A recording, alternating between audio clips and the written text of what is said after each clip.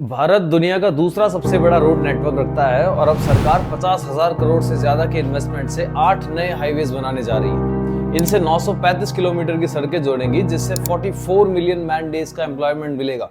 लेकिन सवाल ये उठता है कि क्या हमें इतने हाईवेज की जरूरत है? अब हाईवेज बन तो रहे हैं, बट क्या डेवलपमेंट हो भी रही है या नहीं? जब भी नए हाईवे प्रोजेक्ट्स की अनाउंसमेंट होती है तो सरकार इसे भारत के इंडस्ट्रियल ग्रोथ और इकोनॉमिक डेवलपमेंट से जोड़ती है। लेकिन क्या वाकई में सड़कें इकोनॉमी को बूस्ट कर रही हैं? चाइना ने अपने रोड नेटवर्क को स्ट्रॉन्ग करके इंडस्ट्रियल ग्रोथ बढ़ाई थी, लेकिन भारत में सड़कें इतनी डेवलप होने के बाद भी मैन्युफैक्चरिंग सेक्टर अभी भी जीडीपी का सिर्फ 16-17% है। हाईवेज बनने के बावजूद इंडस्ट्रियल ग्रोथ इतनी तेजी से नहीं हो पा रही है। तो क्या खाली हाईवेज सरकार की गलत प्लानिंग का सिग्नल है? कई जगहों पर एक्सप्रेसवेज बने, जैसे बरेली गाजीपुर एक्सप्रेसवे, लेकिन लो ट्रैफिक होने की वजह से वो एक व्हाइट एलिफेंट बनकर रह गए। तो इन हाईवेज का बनना एक तरीके से वेस्टेज ऑफ रिसोर्सेज ही लगता है।